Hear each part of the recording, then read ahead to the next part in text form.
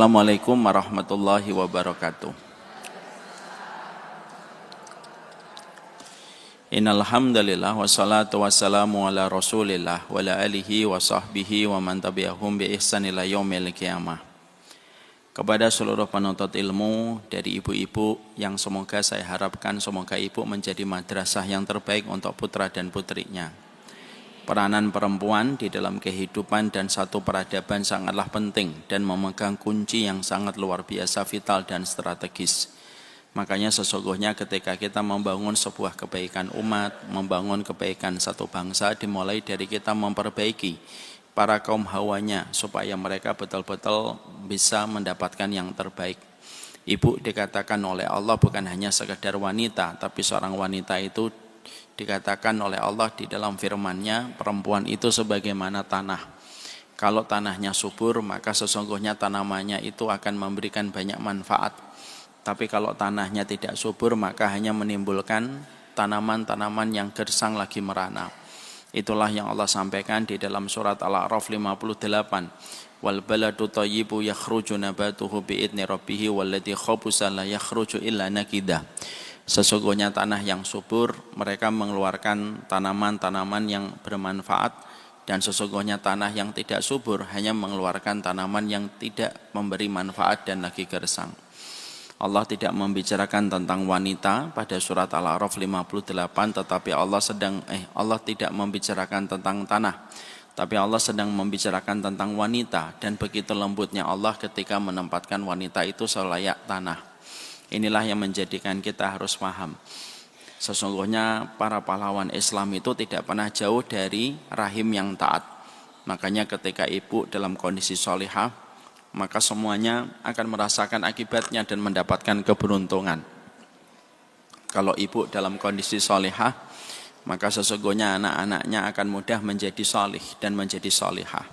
Kalau ibu sholihah, maka sesungguhnya suaminya akan mendapatkan partner yang paling menyenangkan untuk menuju kepada surga ketika seorang laki-laki mendapatkan wanita sholihah yang menjadi makmumnya dan senantiasa mengikuti apa yang dikatakan oleh seorang suami. Dan orang tuanya kalau mendapatkan seorang anaknya yang perempuan itu sholihah, bisa menjadi hijab orang tuanya dari api neraka. Inilah yang menjadikan saya menyampaikan keberadaan wanita kalau dia baik, seluruh orang di sekitarnya akan mendapatkan keberuntungan dan mendapatkan kebaikan dari kebaikan seorang wanita apabila mereka telah menjadi salihah. Inilah yang menjadikan kita berusaha betul bagaimana di dalam kehidupan dakwah, dalam kehidupan taklim, memperhatikan bagaimana wanitanya, bagaimana para kaum hawanya, supaya kita mendapatkan kebaikan di dalam satu peradaban. Semoga Allah menuntun setiap orang-orang dan setiap kaum hawa menuju kepada yang terbaik dan menuju kepada keberkahannya. Amin insyaallah. Alhamdulillah, tentunya senantiasa kita bersyukur kepada Allah atas setiap nikmat yang Allah berikan di dalam kehidupan kita. Alhamdulillah, tentunya kita senantiasa bersyukur kepada Allah atas setiap nikmat yang Allah limpahkan dan Allah anugerahkan kepada kita.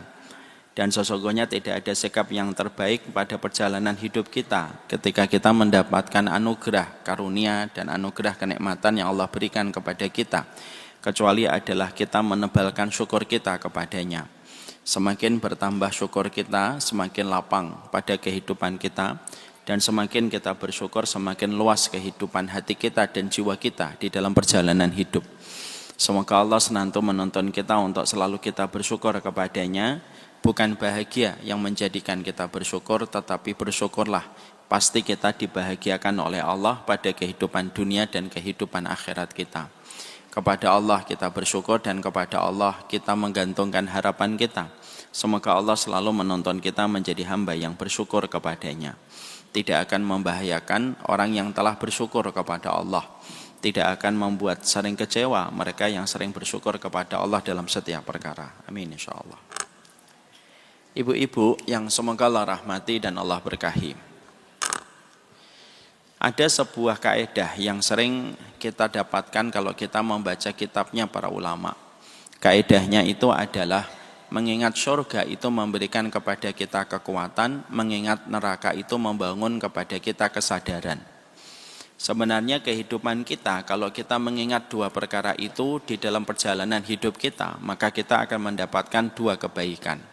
Kalau kita mengingat surga, maka mengingat surga itu memberikan kepada kita energi untuk melakukan ketaatan.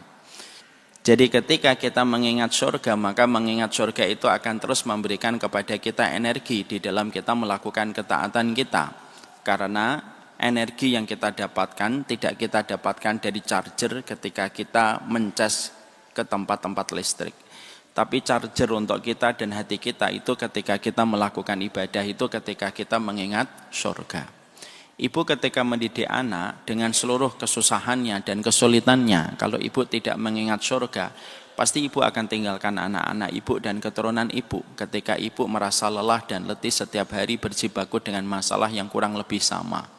Tapi kenapa banyak ibu-ibu, anaknya banyak dan dia tetap memberikan yang terbaik untuk putra-putrinya?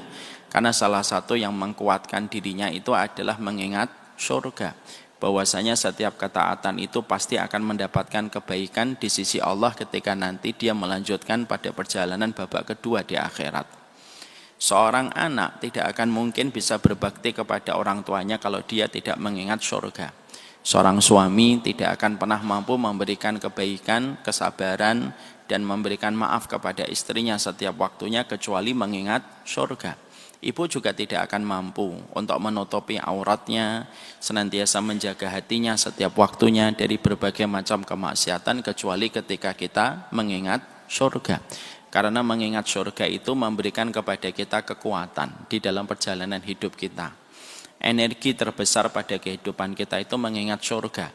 Bahwasanya lelahnya, letihnya kita dalam setiap apapun ketika kita lakukan dan ketika kita berjibaku dengan setiap masalah yang kita jumpai, mengingat surga itu memberikan kepada kita energi dan memberikan kepada kita kekuatan yang bertambah-tambah. Sama pula mengingat neraka itu memberikan kepada kita kesadaran. Dengan kita mengingat neraka menjadikan kita sadar bahwasanya kemaksiatan itu akan berujung kepada sebuah derita dan nestapa. Perkara yang haram akan berujung kepada sebuah kecelakaan, perkara kemaksiatan akan berujung kepada sebuah perkara musibah pada kehidupan kita di akhirat. Inilah yang menjadikan kita faham. Tali kendali dalam kehidupan kita itu mengingat surga dan mengingat neraka setiap waktunya. Kalau ibu teringat kepada sebuah kemaksiatan, ingatlah neraka. Kalau ibu teringat dengan kelelahan ketika melakukan kebaikan, maka ingatlah surga. Karena mengingat surga memberimu kekuatan. Mengingat neraka membangunkan kesadaran bahwasanya hidup tidak melulu menuruti apa yang kita mau dan menuruti apa yang menjadi syahwat kita di dalam kehidupan. Dua perkara itulah yang menjadi tali kendali di dalam kehidupan kita ketika kita berjalan menuju kepada Allah. Ibu kalau hidup tidak memiliki dua tali ini di dalam kehidupan kita, maka kita tidak memiliki kemudi di dalam perjalanan hidup. Sehingga ketika melakukan kebaikan, kita sering putus asa di tengah jalan. Dan kalau kita berjalan pada kehidupan tidak mengingat neraka, menjadikan hidupnya kita itu melampaui batas. Inilah yang menjadikan kita paham. Menghadirkan obrolan tentang surga itu penting, supaya kita paham bahwasanya ada kehidupan berikutnya yang pasti kita akan datangi dan pasti kita akan jumpai. Dan kehidupan berikutnya itu tergantung dari apa yang kita lakukan untuk mempersiapkan tentang rumah masa depan kita, yaitu rumah masa depan ketika kita nanti di akhirat. Makanya itulah yang menjadikan Nabi memberikan isyarat yang begitu gampang untuk kita fahami. Nabi itu mengatakan sesungguhnya dunia itu sebagaimana setetes air yang menempel pada telunjukmu ketika kamu berada di tengah samudra. Apa yang menempel pada telunjukmu ketika kamu celupkan di dalam air, maka itulah perumpamaan dunia dibandingkan kehidupan babak kedua di akhirat. Kalau kamu mendapatkan setetes air itu, tidak usah terlalu sombong karena itu pun cuma setetes. Kalaupun kamu tidak mendapatkan apapun di dunia ini, maka sesungguhnya kamu juga jangan sedih karena kamu juga hanya luput setetes saja. Dan kamu kehidupannya dihitung bukan hari ini, tapi kehidupan kita dihitung pada babak kedua kita ketika nanti kita berkumpul dalam kehidupan di akhirat. Inilah yang menjadikan kita faham Mengingat surga itu pasti memberikan kepada kita ekstra kekuatan dan ekstra energi kalau kita selalu mengingat surga di dalam perjalanan kita. Ibu kalau sedang berat mentaati suami, jangan lihat suaminya. Ya, suaminya dilihat juga, tapi yang kita harus lakukan adalah mengingat surganya.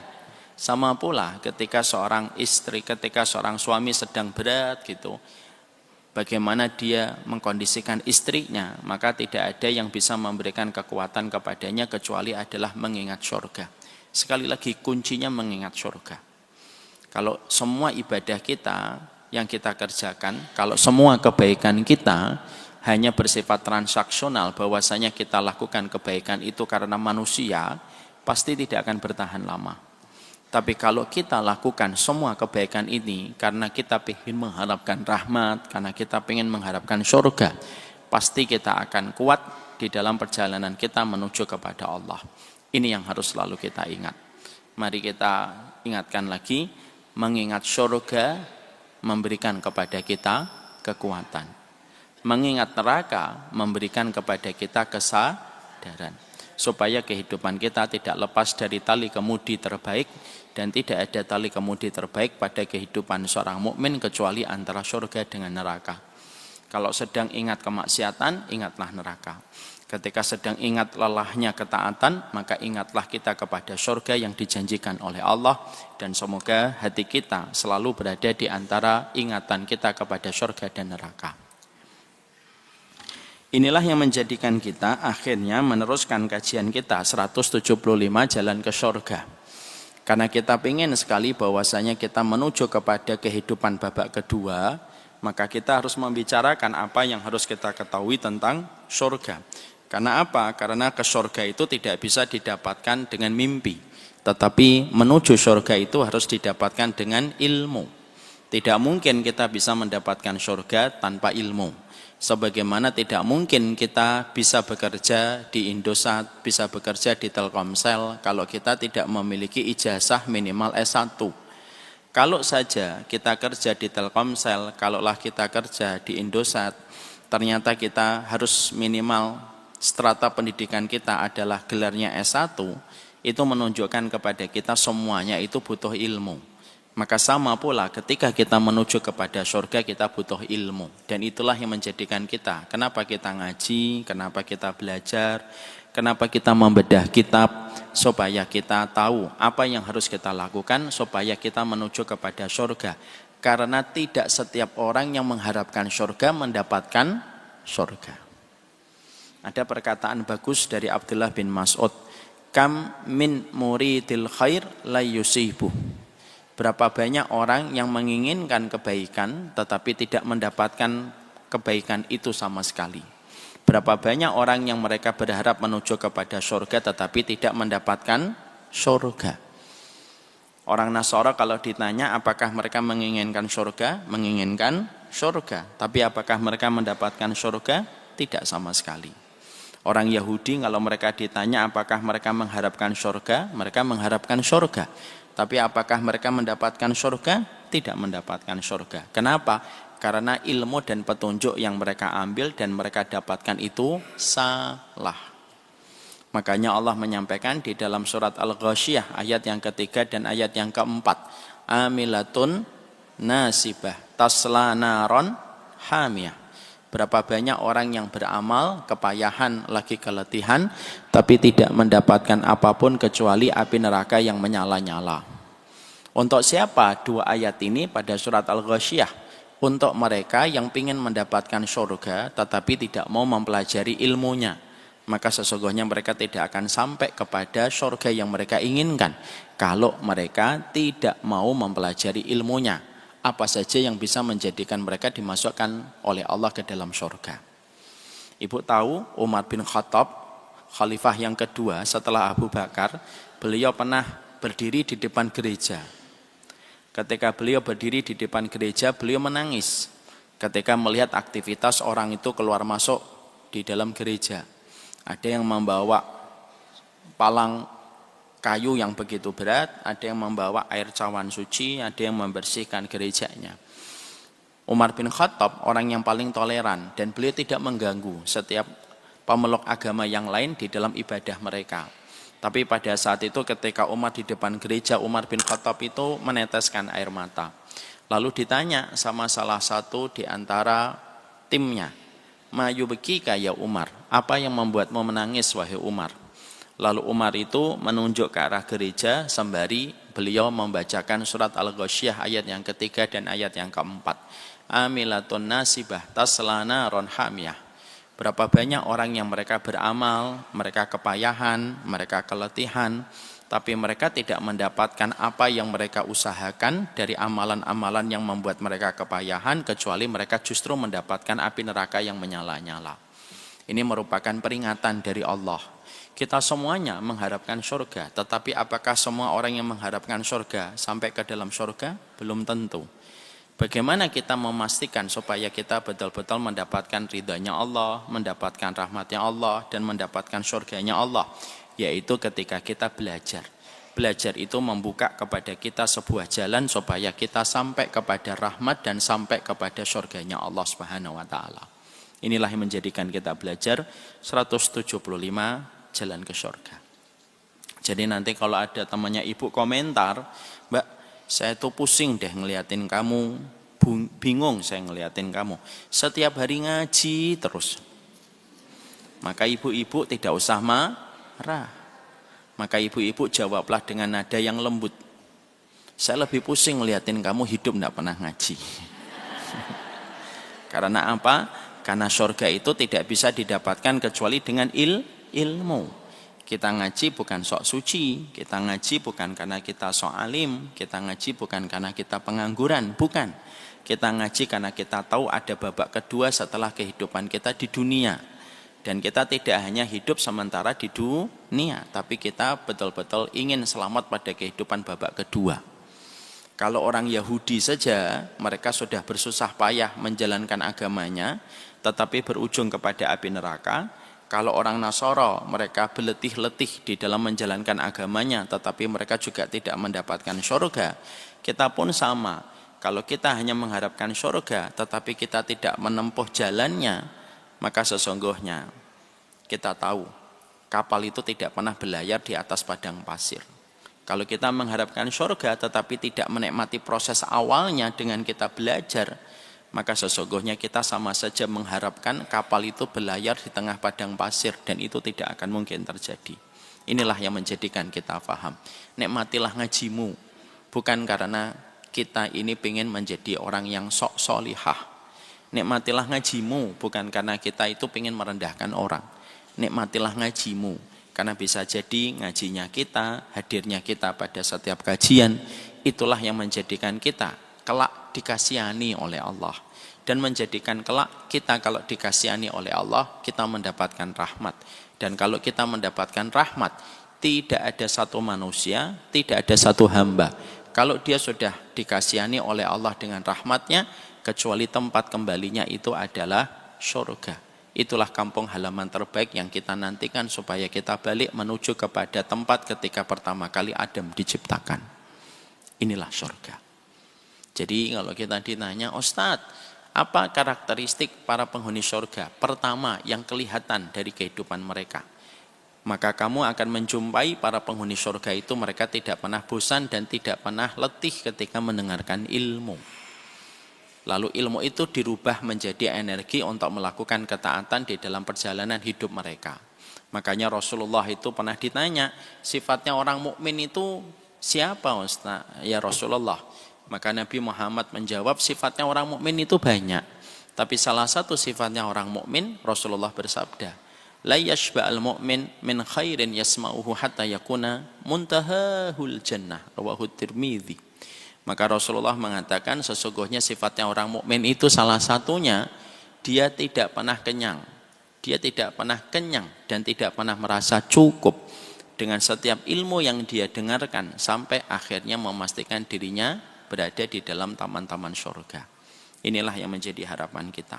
Inilah yang menjadikan kita membahas tentang jalan-jalan kita menuju kepada surga yang kita praktekkan di dalam kehidupan kita. Sekarang mari kita buka kajian kita.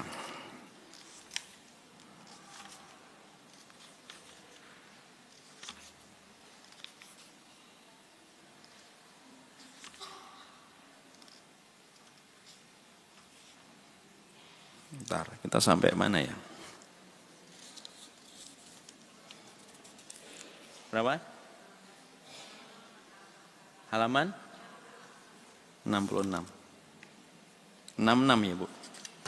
Kelahiran ibu-ibu dong 66 ya.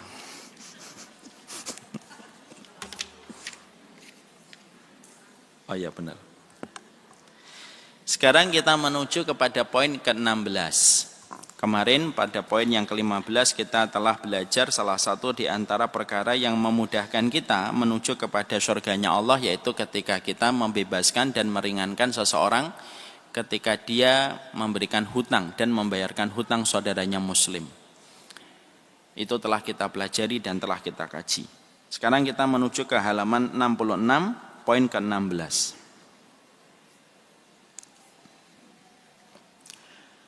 Di dalam poin yang ke-16 disampaikan betul bahwasanya dunia ini memiliki sebuah inti dan memiliki sebuah pokok perkara yang harus kita ketahui dari urusan dunia. Bahwasanya urusan dunia itu memiliki intinya. Selain intinya ini maka sesungguhnya tidak terlalu penting. Kamu dapat alhamdulillah, kamu tidak dapat juga tidak apa-apa. Maka sesungguhnya Rasulullah lalu menyampaikan kepada kita dalam hadis riwayat Tirmidzi. Mari kita baca hadisnya. Ala inna dunya mal'unatun mal'unun ma fiha illa dzikrullah wa ma wallahu wa alimun aw muta'allimun. Rasulullah sallallahu alaihi wasallam mengatakan bahwasanya dunia ini terlaknat. Saya baca dulu terjemahnya nanti baru kita bahas. Dunia ini terlaknat dan terlaknat apapun yang di dalamnya kecuali dzikrullah. Yang kedua, kecuali adalah amal solih yang menyertainya. Dan yang ketiga, kecuali adalah orang yang mereka senantiasa mereka mengajar ataupun yang senantiasa mereka belajar. Hadis ini sangat terkenal dan hadis ini merupakan hadis yang sahih. Hadis ini memberikan kepada kita banyak poin dan banyak pelajaran.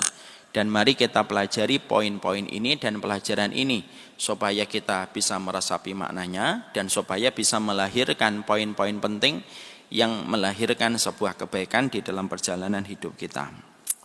Yang pertama, Rasulullah itu menggambarkan kepada kita bahwasanya dunia ini sebenarnya terlaknat.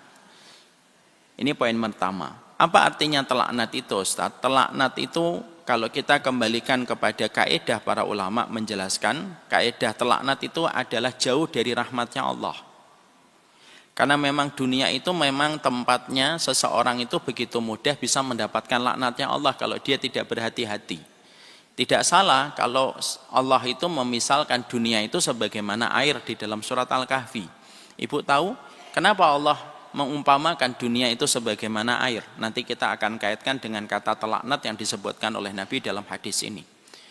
Maka sesungguhnya dunia itu sebagaimana air karena memiliki kemiripan dan keserupaan dalam beberapa hal. Yang pertama, apa keserupaan antara air dengan dunia? Ada yang tahu? Insya Allah tidak ada yang tahu. Memang hari Kamis saja. Ibu tahu apa keserupaan dunia dengan air sampai Allah mengumpamakan dan menyerupakan dunia itu sebagaimana air? Wadrib lahum masalul hayati dunya kama in anzalnahu minas sama. Maka sesungguhnya dunia itu sebagaimana air yang kami turunkan dari langit. Perumpamaan dunia itu sebagaimana air itu karena beberapa hal. Yang pertama, karena sesungguhnya dunia itu dan air itu memiliki keserupaan sama-sama cepat saling menguap, cepat menguap. Sebagaimana air itu cepat menguap, sebagaimana dunia itu juga cepat menguap. Makanya kalau kita melihat apapun yang viral di dunia, apakah yang viral di dunia itu akan bertahan lama? Tidak. Apa yang dulu kita pandang sangat indah, belum tentu indah ketika kita memandangnya hari ini. Contoh, Ibu masih ingat tahun 90-an? Kan Ibu kan fix ya, anak-anak 90-an. Kalau kita dulu tahun 90-an, apa yang membuat kita sering terbengong-bengong kalau melihat rumah bergaya Spanyol? Ingat? Rumahnya besar, ada tiang dan pilarnya, gede sekali gitu. Untuk menggambarkan bahwasanya pemiliknya pasti orang, bukan orang kaya, orang kaya. Tapi kalau hari ini kita melihat bahwasanya ada rumah yang besar, dengan pilarnya, pasti kita otomatis akan mengatakan rumahnya kuno. Kenapa cepat sekali dunia itu berubah? Karena dunia itu cepat menguap. Apa yang menjadi trending pada 5 tahun yang lalu apa yang menjadi trending pada 5 tahun lalu belum tentu trending pada kehidupan hari ini. Makanya siapapun yang kita pandang dulunya terkenal belum tentu hari ini terkenal di tengah anak muda. Kita dulu, Masya Allah ya, apa yang sering kita dulu ketika lihat ada seorang artis ini, kalau kita dulu ngelihat artis itu Masya Allah, tapi apakah artis itu sampai sekarang masih terkenal? Oh belum tentu. Mungkin yang kenal hanya kita yang tua-tua, tapi anak-anak muda tidak ada yang kenal. Dulu kalau kita disebut namanya, misalkan ada sinetron Brahma Kumbara gitu, Masya Allah, Mantili gitu. Ini yang ketawa-ketawa ini penikmatnya. Tapi kalau kita hari ini disebut nama Brahma Kumbara, anak muda, apakah setiap anak muda Brahma Kumbara itu mereka mengenal? Enggak. Itu yang disebut dengan namanya dunia itu sebagaimana air, cepat menguap. Dulu yang namanya kijang kapsul, Masya Allah, kalau sudah jalan di tengah perjalanan, kita kalau melihat ada satu keluarga kok garasinya ada kijang kapsul, itu orang kaya atau tidak orang kaya? Orang kaya. Tapi kalau hari ini kalau kita melihat ada satu keluarga punya kijang kapsul, kita tanya ini, oh ini tahun berapa gitu. Dan pasti kalau dia mau masuk hotel, pemeriksaannya sampai 3 kali pemeriksaan.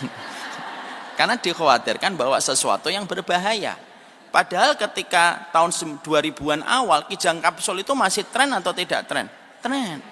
Kenapa kok cepat berubah Ustadz? Itulah sifatnya dunia. Makanya Allah menyerupakan dunia itu sebagaimana air. Makanya kalau kita memiliki apa yang sedang trending hari ini, jangan terlalu sombong. Karena seiring dengan waktu, itu pun pasti akan berlalu. Dulu kalau orang itu memiliki Nokia, bangga atau tidak bangga? Bangga. Nah ini yang sombong-sombong nih yang jawab. Dulu kalau kita memiliki Nokia itu kita selalu merasa bangga karena Nokia itu trennya itu handphone mahal, pernah jualnya itu tinggi. Tapi sekarang kalau ada orang punya Nokia, malu atau tidak malu? Malu. Handphonenya apa Mbak? Nokia. Nemu di tong sampah mana? Karena pada dasarnya sesungguhnya itulah yang dinamakan dengan tren. Bahwasanya dunia itu sebagaimana air. Dunia itu ketika sebagaimana air itu cepat menguap supaya kenapa kita disuruh untuk menitipkan di jalan Allah supaya tidak menguap. Semakin engkau menggenggam hartamu, maka hartamu pasti akan hilang dari sisimu dengan 3 cara. 1, kamu jual. 2, bisa jadi itu rusak dengan fitrahnya ketika melalui waktu yang panjang. Atau yang ketiga, kamu meninggal dunia dan pasti akan berpisah dengan dunia itu dan diwariskan kepada orang. Tapi kalau kamu titipkan kepada Allah, maka sesungguhnya itu menjadi awet dan tidak menguap. Kenapa Allah suruh kita manajemen harta itu nitipkan kepada Allah? Karena kita ini tidak terampil untuk menjaga harta. Ketika kita tidak terampil untuk menjaga harta dengan 3 kemungkinan, bahwasanya bisa jadi kita jual, bisa jadi rusak karena berlalunya waktu, dan bisa jadi diwariskan kepada anak cucu kita. Titipkan kepada Allah, karena titipan kepada Allah, Allah adalah zat yang tidak pernah menyia-nyiakan titipan. Makanya maaf ya, saya tidak setuju kalau ada orang mengatakan saya ingin membayar zakat. Yang benar adalah saya menitipkan zakat saya ini kepada Allah. Itu yang lebih benar. Karena sebenarnya kamu tidak pisah dengan hartamu. Tetapi kamu menitipkan kepada zat yang tidak pernah menyia-nyiakan titipan. Dunia itu cepat menguap. Masih ingat kita dulu Nokia yang tebel yang segini? Yang ada antenanya? Tidak ada yang punya kecuali jutawan-jutawan Jakarta. Yang mana hari ini tuh kalau handphonenya jatuh ke jempol kaki kita bengkak 2 hari. Sekarang kalau ada orang memiliki handphone itu malu atau tidak malu hari ini? Malu. Pasti ditaruhnya di dalam tas. Karena apa? Dunia itu cepat berlalu. Itu menjadikan kepada kita bahwasanya dunia itu diserupakan dengan air. Karena dia cepat menguap pada perjalanan hidup kita. Yang kedua, dunia itu sebagaimana air karena dia tidak pernah setia kepada pemiliknya. Sebagaimana air tidak pernah setia kepada tempat yang tinggi kecuali dia turun ke tempat yang rendah. Kita kalau mendapatkan air, kita tuang, ada nggak air itu ngotot tidak mau turun? Nggak ada. Airnya ngotot bergelantungan di botol. Kita gini-gini kan nggak mau turun. Lalu kita tanya, kenapa kamu nggak turun? Saya tidak mau turun ke gelas, saya maunya ada di botol. Tidak ada. Sama pula dengan dunia, dunia itu tidak pernah setia. Dia tidak pernah setia kepada orang yang memilikinya. Makanya akhirnya dunia itu dia tidak pernah setia. Sebagaimana air juga tidak pernah setia. Dia cepat berpindah. Dan dia tidak akan pernah mempertahankan ibu sebagai pemiliknya. Tidak ada uang 100.000 ketika kita ambil di kantong, maka dia melekat pada kantong kita dan tidak mau keluar dari kantong kita. Dia mudah keluar, dia tidak pernah setia. Jangan setia kepada dunia yang dunia saja tidak pernah setia kepada dirimu. Jangan ngober-ngober dunia yang dunia saja tidak bisa memberikan pembelaan kepada dirimu ketika engkau dibangkitkan oleh Allah. Dan Allah begitu lembut mengatakan, dunia itu kayak air. Dia tidak pernah setia kepada dirimu, maka janganlah kamu terlalu setia kepada dunia. Itu yang kedua. Yang ketiga, dunia itu diserupakan sebagaimana air itu apa? Karena sesungguhnya banyak orang yang terkena fitnahnya dunia. Yang asalnya dia orang yang baik, tapi ketika terkena dunia menjadi orang yang berubah. Sama dengan kita bermain-main dengan air. Kalau kita bermain-main dengan air, apa konsekuensi yang kita dapatkan? Kita menjadi basah. Banyak orang yang mereka itu ketika sebelum mendapatkan dunia, kondisinya baik. Akhlaknya santun, taatnya juga baik, ibadahnya juga baik. Tapi setelah mendapatkan dunia, semuanya itu langsung berubah ketika dia terkena dengan dunia itu. Karena dunia sedikit sekali mereka yang selamat dari fitnahnya, kecuali mereka yang betul-betul dirahmati hatinya oleh Allah. Dia dan hidupnya, dia dan hatinya tidak pernah berubah walaupun dunia itu mengalir pada taman kehidupan mereka. Makanya sesungguhnya dunia itu sebagaimana air yang semua orang itu terkena fitnahnya. Dan bisa jadi karena dunia seseorang itu gagal mendapatkan rahmatnya Allah gara-gara dunia yang senantiasa dia gandrungi dan senantiasa dia cari. Bahkan dia tidak peduli siang dan malam ketika dia mencari dunia. Itu sifat yang ketiga. Sifat yang keempat, yang terakhir, dunia itu diserupakan sebagaimana air. Itu apa? Yang keempat, dunia itu kadang-kadang itu kayak air. Karena air itu kalau air itu diberikan tepat sesuai dengan kebutuhan kita, akan bisa kita manfaatkan. Tapi kalau air itu kalau kita mendapatkan air itu terlalu banyak, justru kita tidak bisa memanfaatkan air itu. Coba ibu mendapatkan air 1 botol, kita bisa manfaatkan? Bisa. Kalau kita mendapatkan 1 toren, bisa kita manfaatkan? Bisa. Tapi kalau kita mendapatkan airnya itu 1 lantai, kita tidak bisa memanfaatkan. Ya kan? Banjir. Di sini banjir, Bu. Iya, Ustadz. Katanya sampai lantai 2. Enggak, Ustadz. Cuma sampai mata kaki. Tapi mata kakinya lantai 2. Maka tidak bisa kita manfaatkan. Makanya akhirnya kenapa ada orang mukmin? Kenapa orang mukmin itu jarang dijadikan oleh Allah itu sebagai miliarder? Kenapa miliarder itu rata-rata orang yang tidak beriman kepada Allah dan hari akhir? Karena terkadang bagi orang mukmin kalau dunianya itu terlalu berlebihan, itu malah merusak hidupnya dan dia tidak bisa memanfaatkan. Karena terkadang nikmatnya dunia itu kita dapatkan ketika takarannya itu tidak terlalu banyak. Makanya saya pernah ngomong sama ibu-ibu kan, kita makan durian itu nikmatnya pada takaran atau pada buah yang pertama atau pada buah yang ke-100? Buah yang pertama. Makan soto itu enaknya pada mangkok yang pertama atau mangkok yang ke-200? Mangkok yang pertama. Kadang-kadang orang mukmin itu tidak diberikan oleh Allah harta yang banyak supaya harta yang tidak terlalu banyak yang Allah berikan kepadanya bisa dia rasakan kenikmatannya. Karena kalau dunia itu terlalu banyak, kalau kita tidak memiliki kekuatan hati dan tidak memiliki kekuatan jiwa, itu justru merusak pada perjalanan kita dan akhirnya merusak kenikmatan kita dalam hidup. Nikmatnya makan soto itu ya mangkok pertama. Coba ibu mangkok ke-4, muntah ibu insya Allah. Kenapa kita ini terkadang diberikan oleh Allah uang hanya untuk membeli 1 mangkok soto saja Ustaz? Karena nikmatnya soto itu yang mangkok pertama.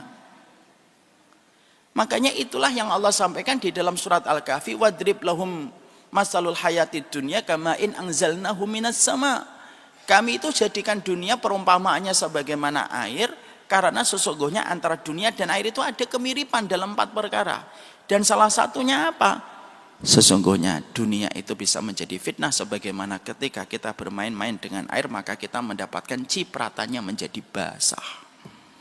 Makanya Rasulullah itu memulai hadisnya dengan perkataan ala innad dunya mal'unatun. Dunia itu terlaknat. Yang apabila kita tidak berhati-hati ketika menyikapi dunia ketika ada di dalam kehidupan kita. Ibu masih ingat kisah nyata yang pernah disampaikan Nabi dalam kisahnya ketika menceritakan tentang kakaknya, kakak di dalam kenabian yaitu Nabi Isa. Nabi Isa itu pernah jalan di dalam satu safar. Di dalam perjalanan satu safar itu, maka Nabi Isa itu membawa teman satu perjalanan. Lalu ternyata ketika jatah lagi makan, Nabi Isa membawa roti, teman satu perjalanannya membawa roti. Lalu Nabi Isa itu memiliki hajat meletakkan rotinya dan beliau pergi. Temannya yang membersamai Nabi Isa dalam perjalanan itu mengambil rotinya Nabi Isa. Nabi Isa itu bukan orang yang gampang menuduh orang. Nabi Isa lalu berkata, siapa yang mengambil rotiku? Padahal tidak ada orang yang membersamai Nabi Isa kecuali adalah beliau. Itu artinya seorang Nabi hati-hati sebelum menuduh orang. Kalau kita pasti sudah habis-habisan nuduh dia. Kamu, nggak mungkin nggak ada orang kok, pasti ya kamu. Nabi Isa enggak. Nabi Isa berkata, siapa yang mengambil rotiku? Lalu temannya mengatakan, saya tidak tahu. Ya sudah, kalau tidak tahu, itulah husnudurnya seorang Nabi Isa sama orang. Jalan mereka. Nabi Isa nanya lagi, siapa yang mengambil rotiku? Temannya ngomong, saya tidak tahu. Terus Nabi Isa karena beliau mendapatkan kemampuan mukjizat, Nabi Isa memegang sesuatu lalu berubah menjadi emas. Ketika beliau memiliki emas, beliau berkata kepada temannya lagi yang menemani beliau di dalam perjalanan, siapa yang bisa memberitahukan kepada diriku, siapa yang mengambil rotiku, maka dia mendapatkan hadiah emas-emas ini untuk dirinya. Maka seketika orang tadi yang berbohong berkali-kali kalau dia tidak tahu langsung mengatakan, sayalah yang mengambil rotimu. Lihat bagaimana dunia itu bisa mengubah orang. Maka seketika Nabi Isa memberikan, nih emas ini buat kamu. Tapi maaf ya, hanal firaq. Kita berpisah karena kamu telah berkhianat di dalam safar. Aku tidak mau melanjutkan perjalanan bersama dirimu. Hadiahmu tetap kamu dapatkan emas itu, tetapi kita pisah. Dan pada saat itu di tengah hutan. Orang itu saking senangnya, gandrungnya, gembiranya, dia tidak peduli berpisah dengan Nabi Isa karena dia merasa telah memiliki emas. Emas itu diletakkan Nabi Isa di tengah hutan dan Nabi Isa melakukan perjalanan. Ternyata orang itu ketika lagi senang menikmati emasnya, dia tidak sadar kalau dia telah berdusta dan dia telah tertutupi dengan pesona dunia dengan emas yang dia dapatkan. Lagi senang-senangnya dia mendapatkan emas di tengah hutan dan berupaya gimana caranya membawa emas ini keluar dari hutan. Pada saat itu ada 3 orang yang berjalan di hutan itu.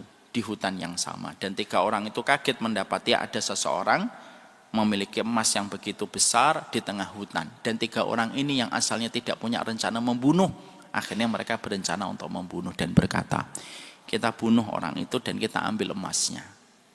3-tiganya sepakat dibunuh. Akhirnya terbunuhlah orang yang tadi membersamai Nabi Isa, diletakkan di samping emasnya. 3 orang ini senang ketika mereka mendapatkan emas dan mereka sepakat. Sepakatnya apa? Kita akan membagi emas ini menjadi 3 bagian. Sepertiga buat kamu, sepertiga buat kamu, sepertiga buat saya. Oke, siap. Ayo kita bawa emas ini. Salah satu dari mereka berkata, kita kan lapar. Nggak mungkin kita mengangkat emas seberat ini keluar dari hutan ini sebelum kita makan.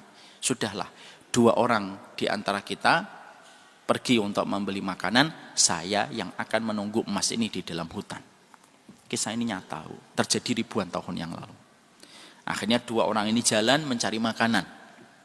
Ketika sedang mencari makanan, 2 orang ini bersekongkol. Kalau emas ini kita bagi 3, bagian kita menjadi lebih sedikit.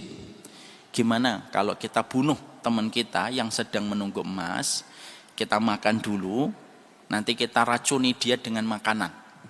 Supaya dia nanti ketika makan mati dan kita membagi emas ini menjadi dua. Dua orang ini sepakat dan yang satunya mengatakan setuju. Kita kasih racun makanannya supaya dia ketika makan langsung mati. Ibu tidak usah tanya, racunnya apa Ustaz? Saya tidak tahu. Saya tidak tahu.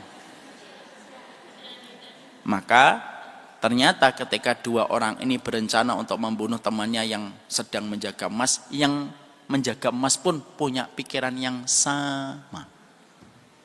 Di sini para ulama mengatakan apa? Setan itu paling mudah berkolaborasi kalau hati sudah kepincut dengan dunia. Masya Allah, kayak disorot saya. Saya kayak lagi konser kalau kayak gini. Maka yang menjaga emas itu berkata, ini kalau emas ini dibagi 3 terlalu banyak, saya bunuh aja 2 orang itu supaya saya bisa memiliki emas ini secara sempurna. Itulah dunia.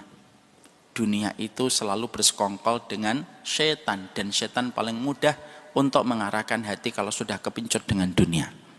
Akhirnya yang satu ini membuat lubang, membuat jebakan supaya 2 orang temannya yang nanti datang ketika membawa makanan bisa mereka mati terkena jebakan maut yang dia pasang.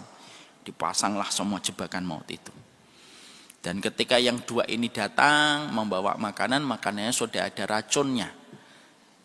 Yang sedang menunggu makanan senang sekali karena sebentar lagi dia akan memiliki emas itu seluruhnya. 2 orang itu datang tertancap dengan jebakan mautnya dan mereka berdua mati seketika. Yang jatuh makanannya. Maka seketika dia senang karena dia mendapatkan emas itu sendirian. Lalu dia makan dan makanannya ada racunnya. Lalu dia meninggal dunia. Berapa akhirnya? Emasnya masih di tempat yang sama, tapi sudah berapa mayat yang ada di samping emas itu? 4. 1 orang yang menemani Nabi Isa, 2 yang membeli makanan yang di dalamnya ada racun, yang 1 yang berharap dia bisa memiliki emas itu seluruhnya. 4 bangkai ada di samping emasnya. Nabi Isa muter, setelah selesai dengan hajatnya, Nabi Isa balik lagi ke rute yang sama dan melewati hutan itu, dan kagetlah Nabi Isa ketika Nabi Isa mendapatkan emas. Maka di samping emas itu ada 4 mayat yang tergeletak tewas mengenaskan di samping emas itu.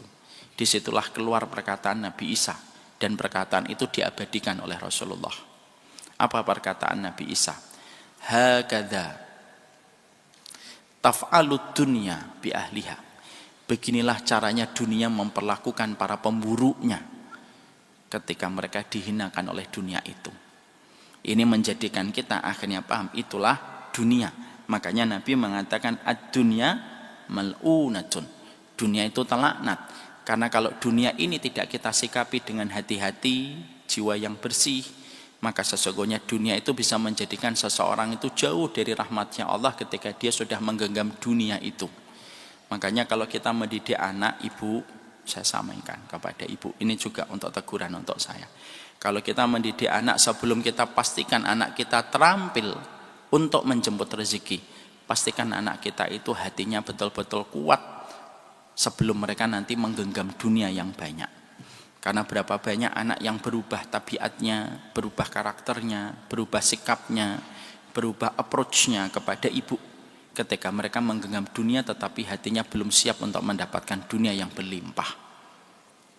Dunia itu netral, tapi dunia itu bisa membawa laknat kalau kita tidak berhati-hati.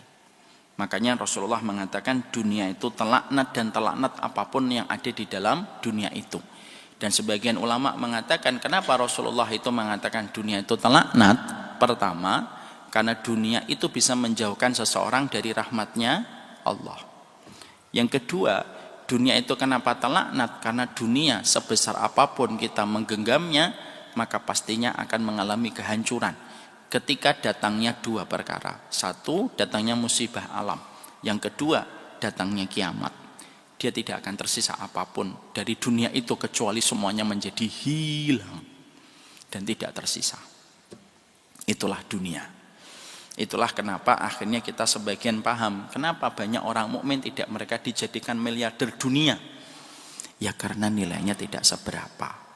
Dan pastinya dunia itu, kenapa Allah tidak menjadikan mukmin itu menjadi miliarder dunia?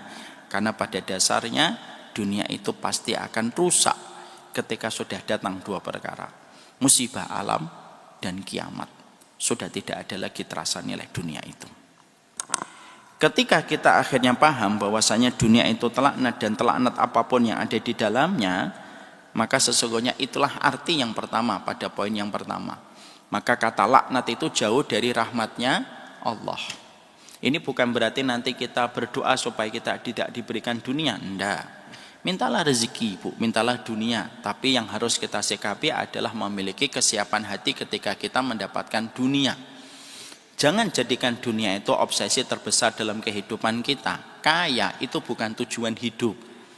Tetapi tujuan hidup kita itu mendapatkan keridhaan dari Allah. Kalaupun nanti ibu dan suami ditakdirkan menjadi orang yang kaya raya, semoga ibu dan bapak menjadi orang yang bersyukur. Tapi kalaupun kita tidak ditakdirkan untuk menjadi orang yang kaya raya di dalam kehidupan kita, semoga kita mendapatkan keutamaan sebagai orang yang biasa tetapi bersabar kepada Allah. Makanya para ulama mereka itu mengatakan, mana yang lebih utama, kaya yang bersyukur atau miskin yang bersabar? Dua-duanya memiliki keutamaan. Tapi kalau kita dipaksa untuk ditanya mana yang paling utama antara kaya yang bersyukur dan miskin yang bersabar, jawabannya satu. Di antara mereka siapa yang paling bertakwa, itulah yang disebut sebagai orang yang paling baik keutamaannya di sisi Allah. Ustadz, kalau saya kaya nanti saya nggak bisa zuhud. Nah, ini saya terangkan dulu. Kita tentunya salah sekali kalau kita mengatakan bahwasanya kalau kaya tidak bisa zuhud, itu salah. Zuhud itu bukan penampilan fisik, tetapi zuhud itu merupakan amalan hati. Ada orang kaya yang bisa jadi dia zuhud, ada orang miskin kadang-kadang dia malah tidak zuhud. Kenapa? Zuhud itu bukan penampilan fisik. Kita suka sekali mendefinisikan dan menarasikan bahwasanya kemiskinan itu identik dengan zuhud. Dan itu sering sekali ada di asumsi kita kalau kita melihat orang. Kalau ada seorang ustadz misalnya, dia memakai sepeda ontel, seketika kita mengatakan ustadznya zuhud. Kalau kita melihat tetangga kita dalam kondisi compang-camping, dindingnya dinding bambu, alasnya alas tanah, atapnya atap langit, maka kita mengatakan orangnya zuhud. Padahal ini merupakan perkataan yang keliru, karena sesungguhnya zuhud itu bukan penampilan fisik. Bahwasanya marmer rumahmu bukan berarti kamu tidak zuhud. Lantai bumimu, ya, lantai tanahmu bukan berarti kamu pasti menjadikan kamu itu zuhud. Enggak. Bisa jadi ada orang yang kaya dia zuhud, bisa jadi ada orang yang miskin dia tidak zuhud. Karena apa? Definisi zuhud itu bukan penampilan fisik. Tapi definisi zuhud itu, kata Ibnu Rajab, definisi zuhud itu adalah ketika seseorang yakin kepada apa yang dijanjikan oleh Allah lebih besar daripada apapun yang dikatakan manusia, itulah yang disebut dengan zuhud. Saya ulang kembali. Ketika seseorang itu yakin kepada apa yang dijanjikan oleh Allah lebih besar daripada apapun yang dikatakan manusia, maka itulah sikap zuhud. Contoh ibu. Contoh. Ibu ingin mendapatkan satu rumah di kota wisata. Harganya 2 miliar. Ada dua pilihan untuk ibu. Ibu ngontrak dulu karena uang ibu baru 1 miliar. Lalu ibu menabung untuk mendapatkan rumah yang ibu mimpikan itu. Dan ibu menabung setiap waktu supaya bisa mendapatkan rumah itu menjadi rumah yang nyaman untuk keluarga ibu. Pilihan yang kedua, ibu mengambil riba supaya ibu bisa mendapatkan instan rumah itu, lalu tinggal ibu mencicilnya kepada lembaga yang memberikan pinjaman riba. Lalu ibu ketika dihadapkan kepada pilihan itu, ibu lalu tetap memilih untuk tidak mengambil riba dan yakin kalau rumah itu milik saya pasti akan datang dengan cara yang Allah tentukan. Orang komentar sama ibu, "Mbak, kamu katanya nabung ya untuk beli rumah." "Iya." "Ya mana bisa, Mbak, kalau ingin beli rumah harus nabung, Mbak. Nanti pas ketika kamu sudah kumpul, nanti harganya sudah naik, Mbak, sudah ada inflasi." Lalu kita tersenyum dan berkata, enggak kok, saya nabungnya pakai emas, makanya tidak terkena inflasi. Kenapa Mbak tidak ngambil riba aja? Enggak lah, saya yakin kepada apa yang dijanjikan oleh Allah. Kalau rumah itu milik saya, pasti akan datang dengan caranya Allah.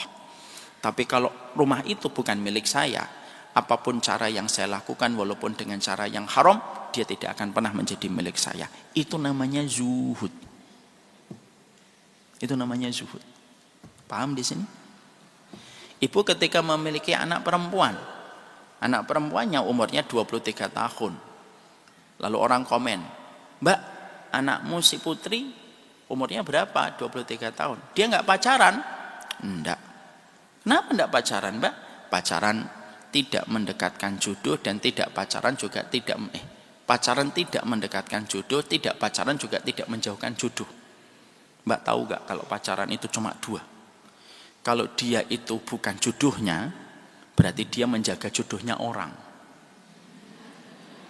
Yang kedua, kalau itu jodohnya, lah ngapain kita harus bermaksiat? Wong itu juga jodohnya pasti datang kok. Lalu dia komen, lah mbak hari gini kok anak perempuan kita tidak pacaran, susah nanti untuk mendapatkan keluarga dan nanti bisa menikah. Tapi kita tetap yakin kepada apa yang dijanjikan oleh Allah, bahwasanya pacaran itu tidak mendekatkan jodoh. Itulah zuhud, yakinnya kita kepada Allah terhadap apa yang dikatakan oleh Allah. Ibu ketika infak, lalu infak nih ada pembangunan, lalu kita infak dengan harga 500 juta. Ada temannya ibu yang tahu, Mbak, saya dengar kamu infak 500 juta Mbak. Iya Mbak, 2025-2026 itu Indonesia gelap, ekonomi lagi susah. Harusnya kamu itu jagain uang cash kamu. Orang itu hari ini menahan investasi Mbak, karena kondisi yang tidak menentu. Malah kamu infak 500 juta. Kita tersenyum dan kita berkata, apa yang dititipkan kepada Allah tidak mungkin tidak dibalas oleh Allah. Itulah zuhud. Paham di situ, Bu?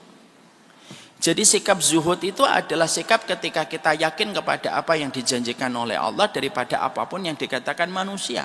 Bisa jadi ada orang yang yakin kepada Allah dia kaya raya, bisa jadi ada orang yang miskin dia tidak yakin sama Allah.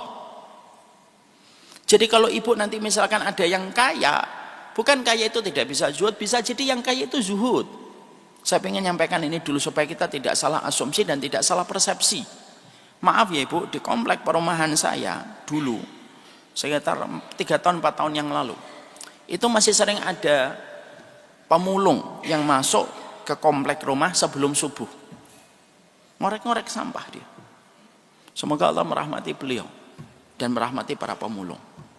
Ketika saya terkadang lagi masuk ke mobil gitu, mau pergi ke masjid jam 4 lebih 10 gitu, saya kalau ngelihat pemulung kadang-kadang masih ngorek-ngorek itu sampah di depan rumah saya itu, kadang saya ngajak, Pak, ke masjid yuk, sebentar kok, kalau bapak kotor saya kasih sarung, nanti bebersihnya di masjid, boleh mandi kok, nanti minta izin ke saya pengurus di masjid.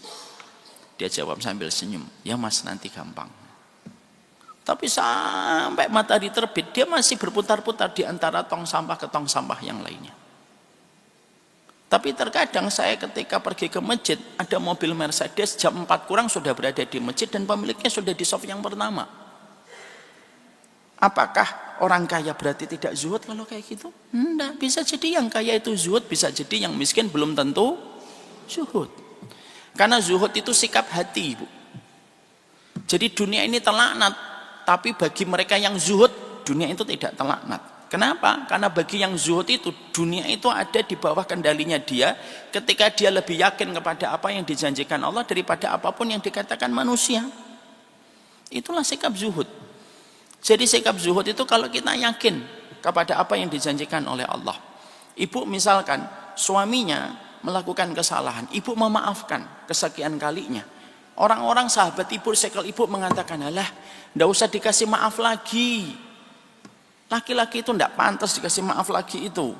Tapi kita tetap mengatakan, saya berikan maaf semata-mata karena Allah. Teman-teman ibu ngomong, alah, kalau kamu nggak pernah lihat di TikTok sih mbak.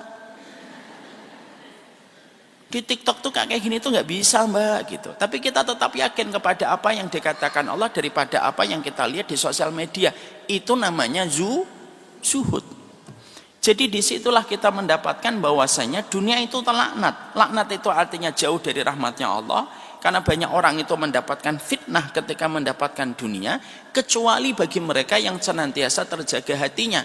Dan salah satu di antara kondisi hati yang terjaga itu apa? Hati yang senantiasa zuhud. Mereka tidak ikut-ikutan terseret pada laknat.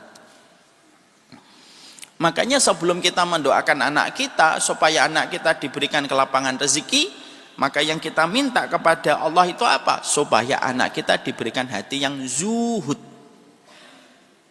Doakan anak kita mendapatkan hati yang zuhud. Sehingga kalau hatinya itu sudah zuhud, dia tahu mana batasan halal, mana itu batasan haram. Dan dia tidak pernah ragu untuk senantiasa mengimani apapun yang dikatakan oleh Allah daripada apapun yang dikatakan manusia. Itu zuhud. Ibu nyekolahkan anaknya ke pondok. Kerabat keluarga besar ibu ngomentari, "Mbak, bener kamu masukin anak ke pondok, Mbak?" "Iya." Mbak, S1 aja sekarang banyak pengangguran kok. Malah kamu masukkan anak ke pondok, terus nanti kerjanya apa? Makan apa mereka nanti kalau di pondok?" Kita tersenyum. Lalu kita berkata, tidak mungkin toh Allah kalau menciptakan manusia, Allah lalu meninggalkan manusia itu tidak berada dalam pengaturannya dan tidak berada pada aturan rezekinya.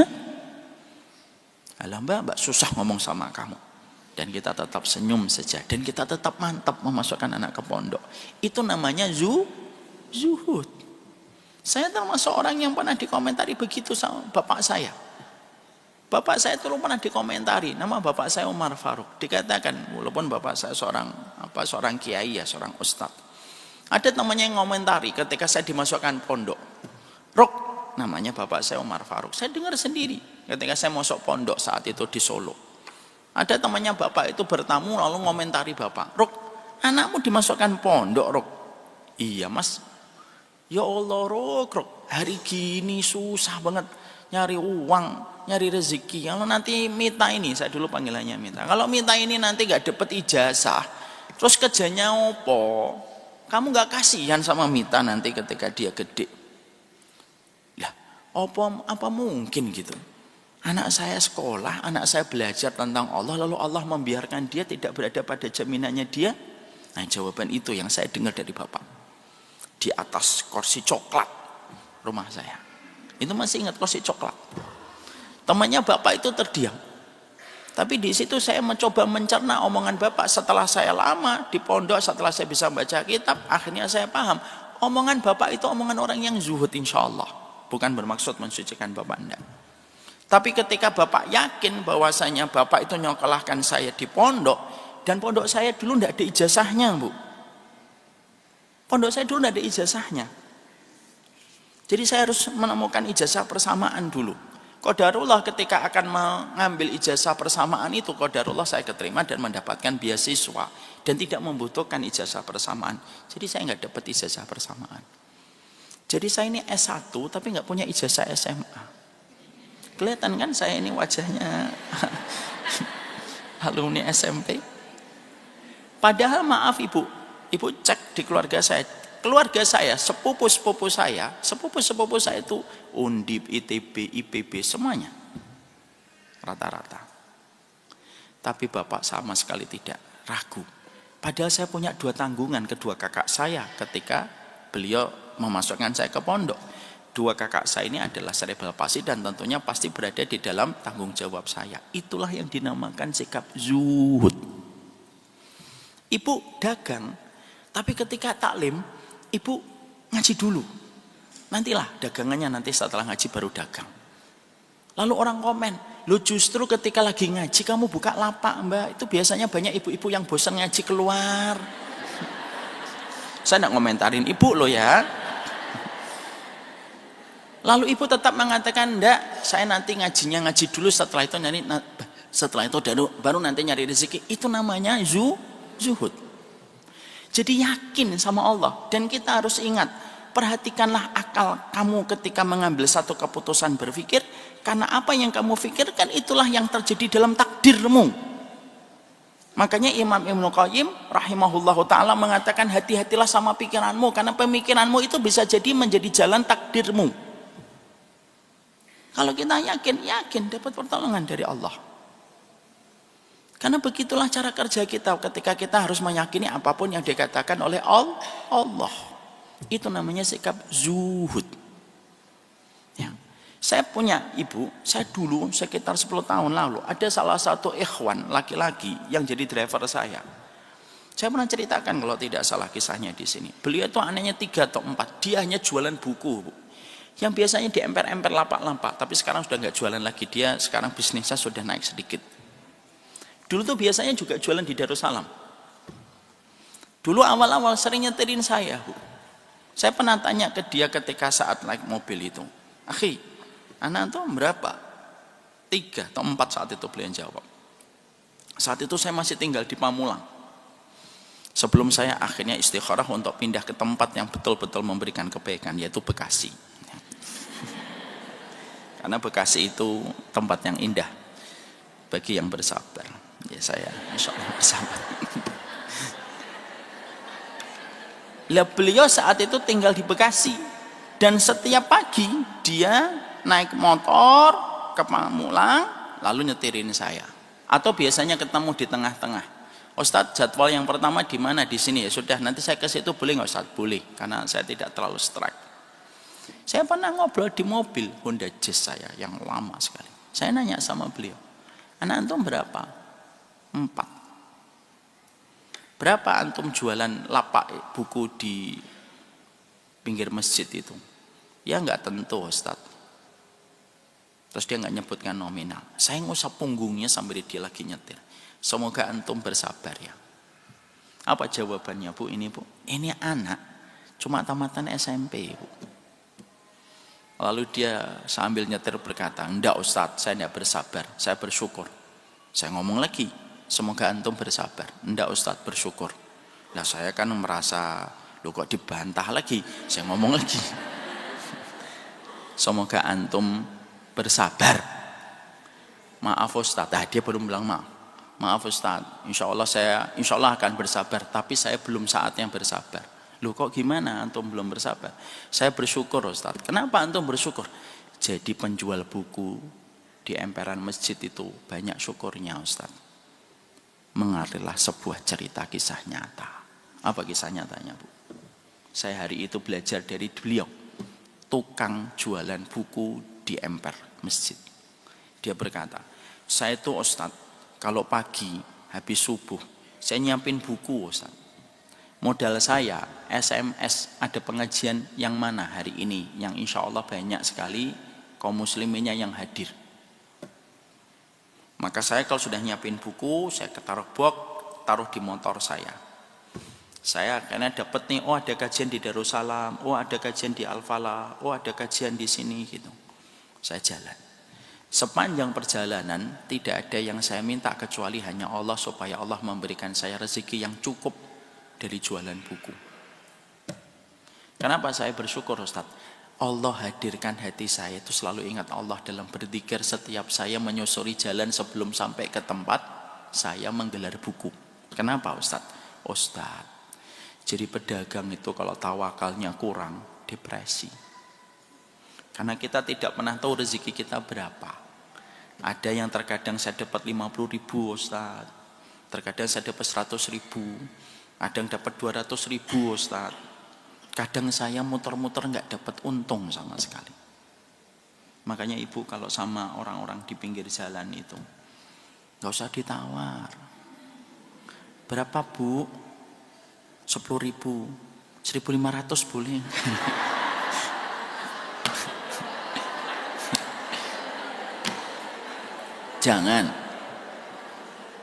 Jangan.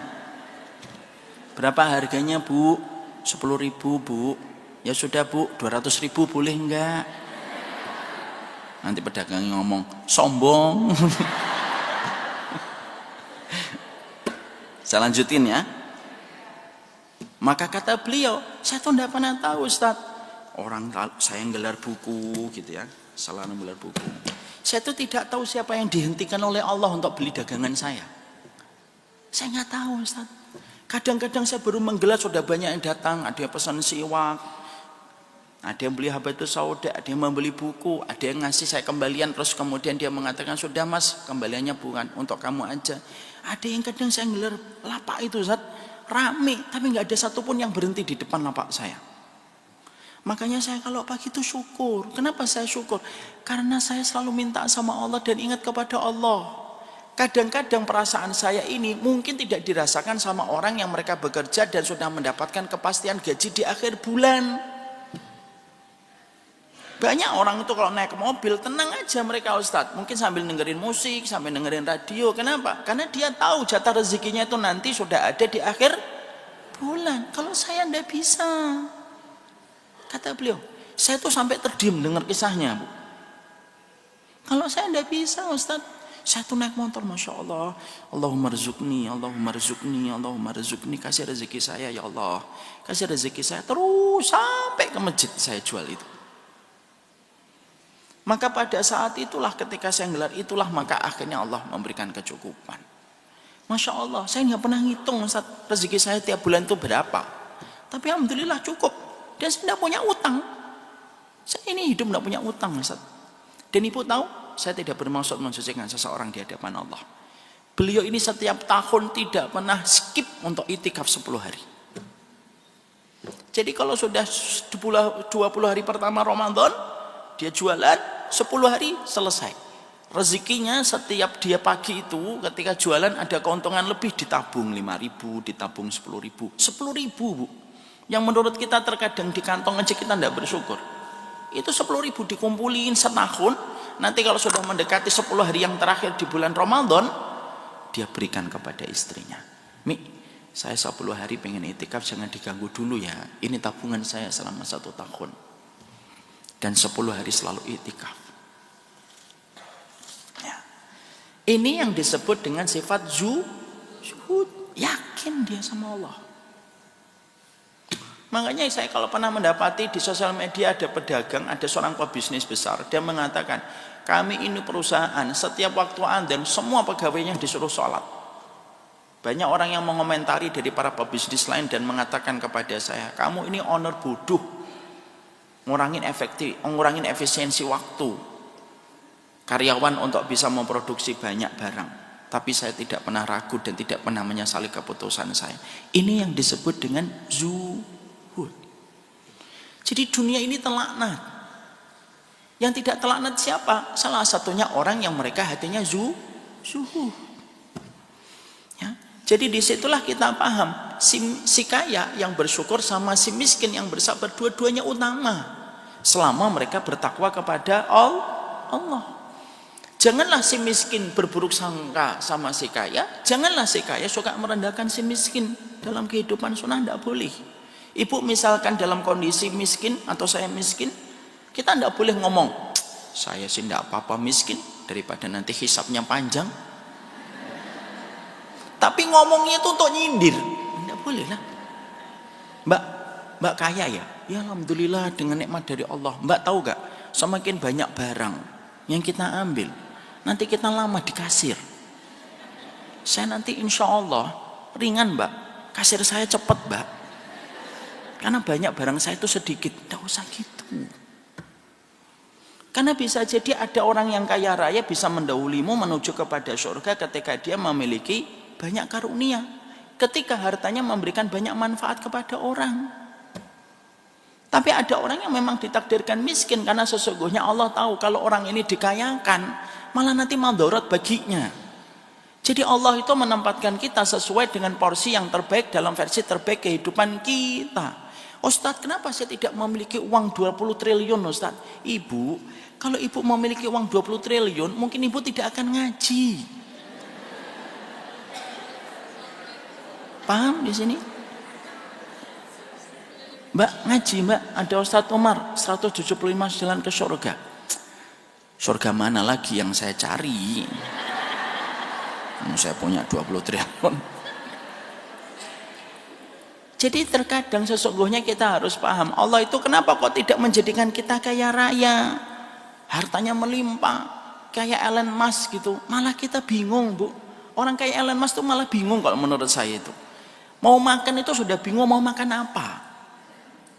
Akhirnya apa yang dipakai? Hanya dolimin orang, nanti ujungnya kalau sudah terlalu banyak dan kita tidak tahu apa yang harus kita lakukan ya.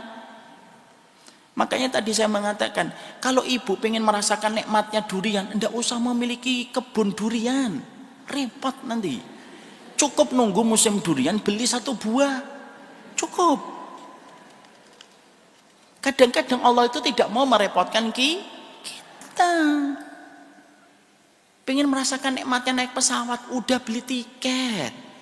Tidak usah punya jet pribadi. Repot kita malah.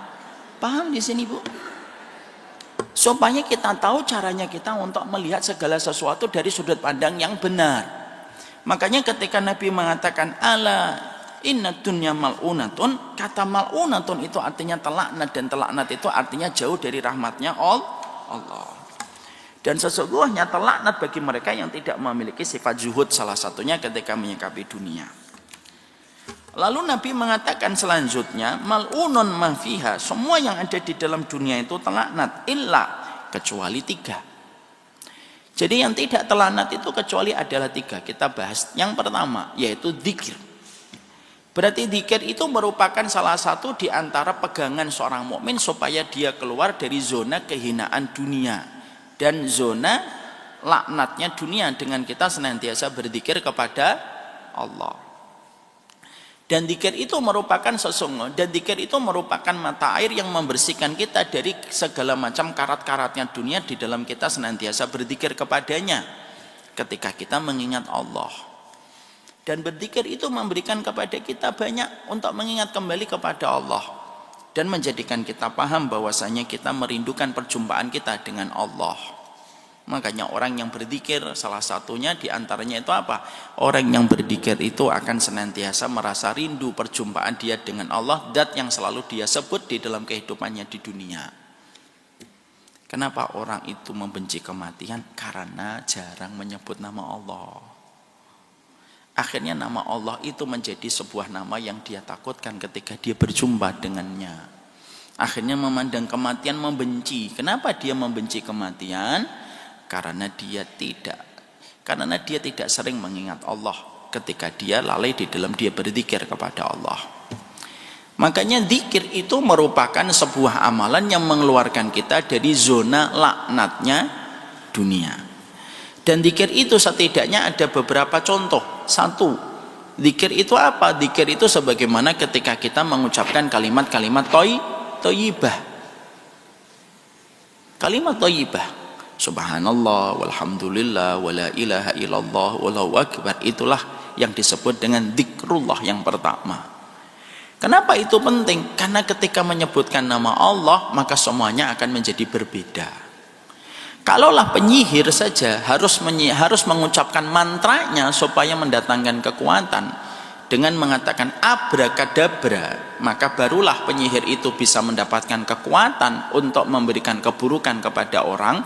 Sama kita itu mendapatkan perumpamaan, kita ini mendapatkan kekuatan ketika kita mengingatkan nama Allah di dalam setiap perjalanan hidup kita.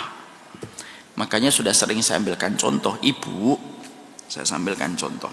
Tisu ini kalau tidak ada tulisan Allah, maka tisu ini harganya murah dan tidak ada artinya. Saya pakai untuk mengeluarkan ingus, tidak ada yang marah. Saya pakai untuk membersihkan minyak dari bekas-bekas perjalanan Bekasi dan Narogong, jalan yang luar biasa sejuk dan tenang, maka tidak ada yang marah. Kenapa? Karena di sini tidak ada apa-apanya. Tapi kalau di sini ada tulisan Allahu Akbar atau ada tulisan Subhanallah, seketika berubah atau tidak? Berubah. Ketika saya pakai di sini ada tulisan Subhanallah, saya pakai untuk mengeluarkan ingus, ibu pasti marah. Ustaz, itu ada tulisan Subhanallahnya. Terus mau apa? Kalau Ustaz masih memaksa, Ustaz lewat mana? Ibu marah. Kalau tulisan ini ada Subhanallah tisu ini, lalu saya letakkan di bawah, saya injek, ibu marah atau tidak marah? Marah. Kalau tisu saja ada tulisan Subhanallah seketika berubah, Sama, kehidupan kita ini kalau diisi dengan kalimat-kalimat Allah itu semuanya jadi berubah. Jadi zikir itu bukan hanya difahami dari sudut pandang fikih, tapi zikir itu difahami dari sudut pandang bahwasanya Allah itu akan membersamaimu sebanyak kamu menyebutkan namanya. Sebanyak kamu menyebutkan namanya. Maaf ya ibu, ibu disebutkan namanya oleh seseorang, ibu senang atau tidak senang? Senang, ibu ketemu sama orang, ibu senang ketemu sama dia. Ibu ngobrol, Masya Allah mbak, saya itu senang banget ketemu sama kamu, sudah lama tidak ketemu sama kamu. Terus tiba-tiba dia diam sejenak dan dia berkata, maaf mbak ini siapa? Kok saya lupa ya namanya ya? Yang biasa ketemu di Darussalam ya? Iya mbak, kita sudah mulai lemes itu. Iya sering ketemu saya di Darussalam, tapi namanya siapa? Itu perumpamaan bahwasanya ternyata menyebut nama Allah itu memberikan kepada kita kekuatan, dan itu alasan Allah membersamaimu. Makanya akhirnya disebutkan oleh Nabi pertama kali itu apa? Dzikrullah, kamu ingat sama Allah.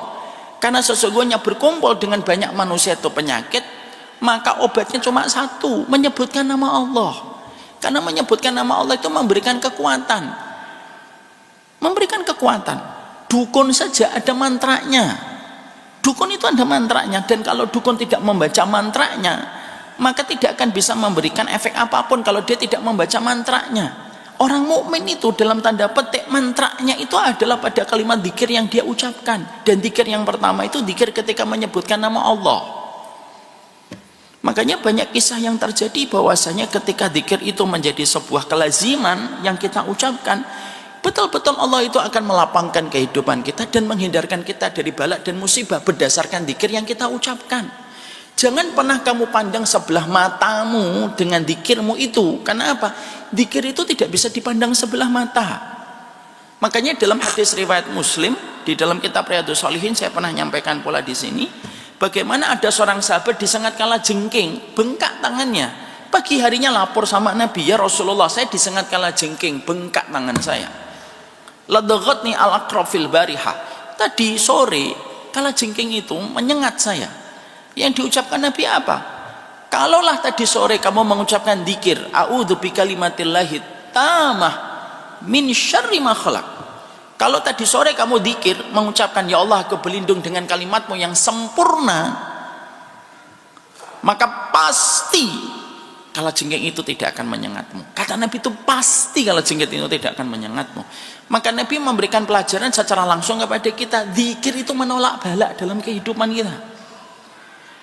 Makanya bisa jadi musibah yang menimpa kepada kita karena kita tidak menyertakan nama Allah, sehingga akhirnya setan dan segala keburukan makhluk yang ada di dalam kehidupan kita bisa mendatangkan madarat dalam kehidupan kita. Karena zikir itu jangan dipandang sebelah mata. Kenapa? Karena zikir itu kekuatannya itu kekuatan besar. Saya ambilkan contoh yang paling nyata ibu, dalam riwayat Muslim kembali. Saya itu kalau minum, saya mengucapkan zikir dengan mengucapkan bismillah. Setan bisa minum nggak di sini? Dia bisa minum. Makanya setan itu kalau ada orang minum diliatin. Kalau kita tidak membaca bismillah, setan langsung meminum sebelum kita minum. Dia meminum maknanya dan akhirnya hilang keberkahan air ini karena sudah diminum oleh setan. Ya, makanya kalau kita membaca bismillah, setan sudah tidak bisa minum. Ini bukan berarti nanti kita ngajak setan ya. Kita mau minum. Ngeliatin ya, jangan gitu. Malam ibu, kalau malam suaminya pulang, itu kalau kita pulang masuk ke dalam rumah, lalu kita mengucapkan bismillah assalamualaikum, itu setan yang ngikutin kita dari belakang langsung membuat pengumuman di atas rumah kita, la mabita lakum wala asya, tidak ada tempat tinggal untuk kalian para setan di rumah ini dan tidak ada makan malam di rumah ini. Tapi kalau kita memasuki rumah dan makan malam tanpa membaca bismillah, kita makan, kita masuk rumah langsung masuk dan kita makan langsung makan, maka setan membuat pengumuman di atas rumah kita, mabita lakum wal asya, ini rumah untuk kalian, yaitu check in di rumah ini gratis, makannya gratis. Makanya Rasulullah pernah menjumpai ketika ada seorang sahabat, Nabi itu pernah melihat seorang sahabat lagi makan lahap. Lalu Nabi ngeliatin, terus tiba-tiba tertawa. Para sahabat nanya, ya Rasulullah, apa yang membuatmu tertawa ketika melihat sahabat itu sedang makan? Lalu Nabi berkata, tadi sahabat itu ketika makan lupa membaca bismillah, setan itu lahap makan bersama mereka, bersama dia. Setelah itu dia ingat untuk membaca bismillah dan mengatakan bismillah awwaluhu wa akhiruhu. Seketika setan memuntahkan apa yang mereka lahap dari makanan itu. Itu kalimat dzikir. Makanya dzikir itu menjadikan apa? Supaya kita tidak mendapatkan laknat. Makanya semuanya perkara di dalam kehidupan kita, di dalamnya ada doa. Bahkan ketika seorang laki-laki sedang dikuasai syahwatnya dan biologisnya, ketika akan mencampuri istrinya pun tetap ada doanya. Kenapa? Supaya bisa menjadi proteksi dan menjadi filter dari dirinya dari berbagai macam musibah. Karena bisa jadi musibah itu terjadi karena lupanya kita untuk mengingat Allah. Kita lupa untuk menyertakan mantra kita dalam tanda petik untuk mendapatkan perlindungan dari Allah. Makanya Nabi lalu mengatakan dunia ini terlaknat kecuali yang pertama dzikir, dan dzikir yang pertama itu mengucapkan kalimat-kalimat thayyibah. Dan itu kalimat yang powerful. Makanya kita mendapati ada salah satu penyihir dari Rusia, masih bisa dicek itu di YouTube. Seorang penyihir Rusia perempuan itu, dia termasuk salah satu penyihir terkenal dari Gen Z viral di Rusia. Dia ditanya, siapa korban yang paling susah kamu hadapi? Kalau saya akan mendatangkan santet untuk keluarga muslim. Itu kayak mereka itu dilindungi satu kubah, yang kubah itu tidak bisa ditembus dengan apapun, karena mereka membaca ayat-ayat yang mereka baca sebagai dzikirnya mereka di dalam tidur mereka dan istirahat mereka. Lu yang memberikan testimoni dukun itu memberikan kepada kita tentang sebuah arti pentingnya bagi kita untuk senantiasa membasahi lisan kita untuk berzikir. Kenapa kamu harus berzikir? Karena kita tidak tahu takdir kita yang terjadi di masa mendatang itu apa. Dan bisa jadi kita diselamatkan dari kecelakaan, diselamatkan dari musibah, itu disebabkan karena ucapan zikir yang kita lantunkan sebelumnya. Karena zikir itu menolak berbagai macam bala dan musibah. Pernah saya sampaikan, ada dua kisah nyata yang saya sampaikan. Yang pertama, yaitu kisah yang saya dapatkan dari orang Mesir. Ketika seorang dokter terkenal di Mesir menceritakan sebuah peristiwa. Dan ini terjadi di awal tahun 90-an, di awal tahun 2000-an. Ada seorang dokter Mesir, terkenal Bu. Satu waktu dia itu ketika akan mengadakan satu seminar di satu negara wilayah di Mesir gitu. Harusnya dia tuh naik pesawat. Qadarullah, pesawatnya itu tiba-tiba gagal terbang karena kondisi cuaca yang tidak bisa dipastikan. Dan dia tidak bisa untuk menggagalkan dan mengcancel seminar itu. Akhirnya, karena beliau ini orang terkenal, dokter terkenal,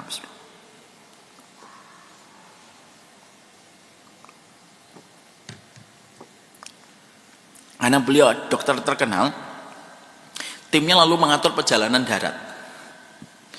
Maka jalanlah dia ke perjalanan darat. Perjalanan darat ditempuh, tiba-tiba mobil yang sudah dipersiapkan dengan mobil yang paling bagus, karena beliau dokter yang terkenal kaya raya gitu. Maka di tengah perjalanan tiba-tiba berhenti, rusak mesinnya, padahal itu mobil baru. Ketika rusak, akhirnya harus diperbaiki dengan segala macam cara, dan saat itu tidak jauh dari satu perkampungan. Qadarullah, dokternya tiba-tiba sakit perut. Ketika dokternya sakit perut, maka akhirnya timnya mencoba untuk mencari dan mengetuk pintu rumah mana yang berkenan untuk bisa memberikan fasilitas kamar mandi dan toilet untuk sang dokter. Ada satu rumah yang tidak jauh dari lokasi mobil itu yang rusak. Akhirnya dia dipersilakan ngetok pintu, dia masuk. Dan ketika masuk, tiba-tiba disuguhi ada seseorang yang sakit di atas tempat tidurnya. Dia melihat dokter itu, dan keluarga itu tidak tahu kalau itu juga dokter, karena pada saat itu kondisinya belum semaju teknologi dan informasi pada zaman sekarang. Terjadi sekitar 20 tahun yang lalu, awal tahun 2000-an. Maka dia melihat orang sakit itu, tapi pada saat itu kondisi perutnya memang sedang tidak bersahabat. Dia segera untuk pergi ke toilet. Setelah selesai, dia menyampaikan terima kasih. Dia mencoba untuk basa-basi, nanya, lu ini kenapa? Dilihatin, Dan itu dia tahu ini penyakit apa. Karena dia ingin menyampaikan terima kasih, dia memberikan notulens kepada ibunya yang menjaga itu. Bu, ini surat, nanti ibu pergi ke Kairo, nanti ibu cari nama saya, ini nomor telepon kantor saya, di rumah sakit saya pastikan saya akan nanganin. Saya tahu ini insya Allah. Saya insya Allah akan menangani anak ibu dengan izin Allah. Oh ya, terima kasih. Dan di situ dokter tidak menyertakan namanya. Oh, telepon aja di sini. Nah udah, lalu akhirnya pisah. Dokter itu akhirnya melanjutkan perjalanan. Tidak sampai seminggu, ibu itu datang ke Kairo, ke kantor sang dokter. Dan ketika datang ke kantor ke dokter, dia nanya, ini dokter siapa? Dokter Fulan. Dia kaget. Kenapa? Karena ternyata dokter itu adalah dokter yang dia sudah cari, berusaha untuk menemuinya, tapi dia tidak kunjung mendapatkan waktu ketemu dengan sang dokter. Dan ternyata dokter yang datang ke rumahnya dan memakai dan meminjam toilet rumahnya itu dokter yang selama ini dia cari, karena dia berikhtiar untuk mencarikan kesembuhan untuk anaknya. Ketemu sama sang dokter. Sang dokter tentunya ingat, terus kemudian menangani. Tidak sampai 2 bulan 3 bulan, dengan izin Allah anaknya sembuh. Lalu sang ibu menceritakan, Pak dokter, saya pengen cerita kisah nyata. Iya, saya tuh sebenarnya sudah pengen berusaha untuk menemui Pak dokter dari setahun yang lalu. Tapi birokrasi yang ada di rumah sakit tidak kunjung mempertemukan saya, karena jadwalnya Pak dokter dengan pasien itu sangat banyak sekali. Dan akhirnya saya putus asa, makanya saya pulang. Karena saya tidak punya keluarga dan tidak punya kerabat di Kairo. Dan saya pulang. Dan ternyata dokter yang justru datang ke rumah saya dan meminjam toilet saya. Dokternya kaget. Lalu dokternya itu bertanya, ibu tahu nggak kenapa saya bisa meminjam toiletnya ibu? Kenapa? Saya akan ngisi seminar di kota ini. Dijadikan pesawat gagal terbang karena kondisi cuaca. Tim saya memindahkan saya dengan mobil. Dan mobil itu ternyata rusak dan tidak jauh dari rumahnya ibu. Lalu pertanyaan sang dokter itu apa? Amalan ibu apa? Sampai Allah kirimkan saya meminjam toiletnya ibu, dan akhirnya saya ketemu dengan anaknya ibu. Ini kisah nyata. Maka ketika sang ibu nangis dan bertakbir. Lalu dia berkata, selama setahun ketika saya gagal untuk mendapatkan pertemuan dengan dokter, tidak ada yang saya lakukan kecuali zikir dan selalu berusaha untuk beristighfar setiap waktu. Astagfirullah, astagfirullah, astagfirullah. Terus-terusan. Dan sudah tak ternilai berapa kali dan berapa ribu saya beristighfar. Dan ternyata sang dokter langsung bertakbir dan mengatakan, benarlah perkataan Nabi, tidaklah orang yang mereka berzikir dan beristighfar kecuali yang sempit dijadikan lapang oleh Allah. Dan itu kisah nyata. Siapa yang bisa menjadikan pesawat menjadi rusak, menjadi gagal terbang? Allah. Siapa yang menjadikan mobil tiba-tiba bisa berhenti di depan rumahnya beliau? Allah. Untuk siapa? Untuk para hamba yang senantiasa setia memuji namanya Allah di setiap waktu. Ini kisah pertama.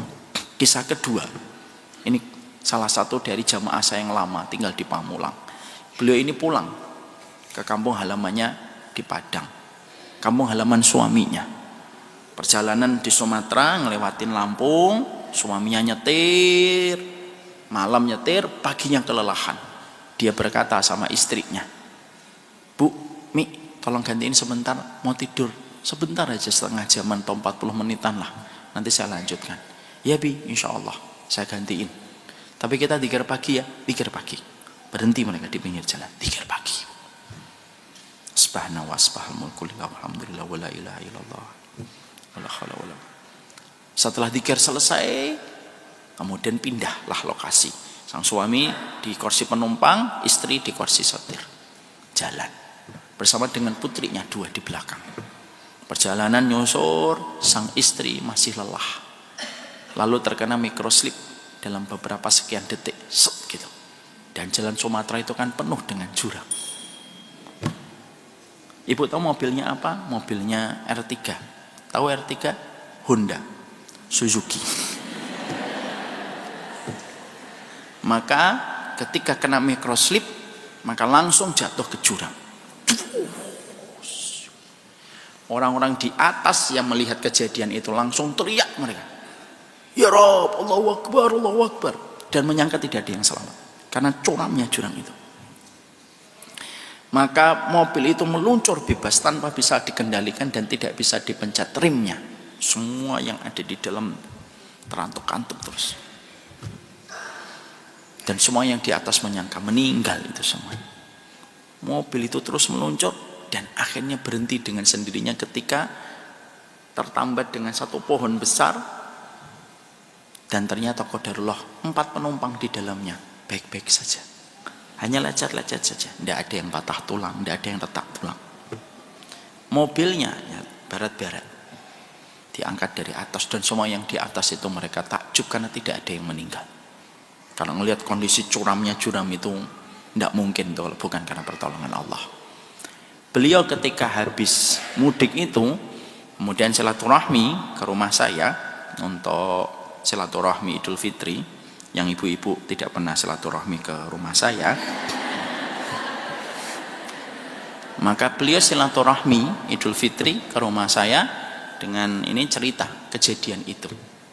Pertanyaannya ibu sederhana. Pertanyaannya apa? Ustadz, apakah itu bagian dari zikir kami ketika memberikan kepada kami pertolongan? Saya yakin menjawabnya iya. Lalu saya sebutkan hadis tentang seorang sahabat yang disengat kalajengking. Apa yang kita dapatkan? Dunia ini terlaknat, Bu. Tapi laknat itu tidak akan bisa menyertai kalau lisan ibu senantiasa mengingat namanya Allah. Zikir itu jangan hanya difahami dengan jumlahnya 3.333, 2.222. Enggak. Zikir itu difahami sebagai why-nya kita tuh, why-nya kenapa harus berzikir? Karena kalau kamu menyebutkan nama Allah, tidak mungkin Allah itu meninggalkan orang yang saling menyebut namanya setiap waktu. Apa kata preman, Bu? Kalau ibu kenalan preman di Pulau Gadung, apa perkataan preman kalau preman itu takjub sama ibu? Premannya nanti ngomong, Mbak, saya senang sama Mbak. Mbaknya orang baik. Nanti kalau lewat Pulau Gadung diganggu sama preman, Mbak, sebut nama saya 3 kali, Mbak. Sebutkan Mbak itu sahabat saya, nggak ada yang ganggu Mbak. Pernah kita dapat ilustrasi kayak gitu? Akhirnya benar, pas diganggu, saya temannya Pono. Wih, temannya Pono kan? Iya, minggir. Kalaulah kita menyebut nama preman yang kita kenal dan dia mengenal kita, bisa menjadikan kita selamat dari keburukan preman yang lain, apalagi menyebutkan nama Allah. Ibu, dunia ini banyak anjingnya yang siap menggigit kita. Dalam ilustrasinya, kalau ibu pengen selamat dari gigitan anjing dalam tanda petik, pastikan ibu itu mengenali kepada pemilik anjingnya supaya anjing itu tidak menggigit ibu. Itu ilustrasinya kata para ulama. Saya berikan contoh. Ibu tinggal di satu gang, ibu mau pergi untuk ngantar anak sekolah. Di ujung gang ada anjing galak, gonggong, dan siap melukai orang yang melewati mereka dan mengejar orang yang melewati mereka. Pada saat itu ada 3 pilihan. 1, ibu nantang anjingnya, dan ibu duel habis-habisan dengan anjingnya. Itu pilihan A. Pilihan B itu apa? Ibu tidak jadi ngantar anak dan pastinya ibu rugi. Karena banyak kebaikan yang harusnya ibu dapatkan tidak jadi ibu dapatkan gara-gara ibu tidak jadi pergi. Atau yang ketiga, ibu menelpon pemilik anjingnya. Pak, ya, itu anjingnya kelihatannya lepas deh, Pak. Saya mau lewat, Pak. Gimana ini hak kita bertetangga kalau kayak kita begini, Pak? Oh, siap, Bu. Ibu mau ngantar anak ya? Iya, saya nggak tahu kalau pagernya terbuka. Langsung dia manggil, anjing, masuk anjing. Saya nggak tahu nama anjing. Maka anjingnya dimasukkan ke dalam pagar. Maka ibu bisa ngelewatin jalan itu atau tidak? Iya. Itu kata Imam Ibnu Qayyim itu kayak gitu. Dzikir itu kamu berlindung dengan kalimat Allah yang sempurna dari segala keburukan makhluk yang bisa jadi kamu jumpai. Makanya kalau kita tahu dunia ini adalah sebagaimana hutan belantara yang begitu banyak anjing-anjing gila yang bisa melukai kita, Jangan nekat ngelawan anjingnya sendirian. Mintalah tolong sama Allah, telepon sama Allah, komunikasi sama Allah, berhubungan sama Allah, supaya Allah hindarkan kamu dari anjing-anjing liar yang siap menyakiti kehidupanmu. Itulah zikir. Jadi zikir itu jangan hanya difahami berapa pahalanya. Udah pahalanya biar Allah yang ngatur. Zikir itu jangan dibebani dengan hitungan-hitungan yang terlalu memberatkan. Harus 9.999 kali. Nanti ngitung lupa, dari awal lagi. Tapi zikir itu ucapan terus untuk membentengi diri kita setiap waktunya, karena tidak ada yang menghindarkan kita dan menyelamatkan kita dari laknat kecuali adalah zikir. Zikir itu merupakan perkara besar. Ibu kecil tapi menjadi besar karena zikir. Kita ini kerdil tapi menjadi besar ketika kita berzikir. Kita itu hanyalah seujung kuku di atas kehidupan dunia ini, tapi kita menjadi besar kalau kita itu berzikir. Kenapa? Karena kita tahu backingan kita itu siapa kalau kita berzikir. Kenapa kamu zikir sih mbak? Karena saya tahu backingan saya itu siapa, makanya saya berzikir. Karena saya tahu anjing liar itu dalam kehidupan itu banyak, makanya saya berzikir. Dan zikir itulah yang akan menjadikan kita selamat pada perjalanan kita, supaya kita tidak perlu berjibaku dengan anjing-anjing liar yang siap untuk merobek dan siap mengancam keselamatan kita. Maka yang pertama itulah yang disebut dengan zikir. Yang kedua, perkara apa yang bisa menyelamatkan kita dari laknatnya dunia, yaitu adalah amal solih. Yang ketiga adalah ketika kita mempelajari atau mengajarkan ilmu. Yang kedua dan yang ketiga insya Allah kita bahas pada pertemuan kita berikutnya. Barakallahu fikum. Kita baru membahas satu tentang zikir. Ustadz, zikir apa yang paling tepat? Subhanallah atau Alhamdulillah, Allahu Akbar. Zikir yang paling tepat itu disesuaikan dengan kondisinya pada saat itu. Kalau ibu banyak maksiat,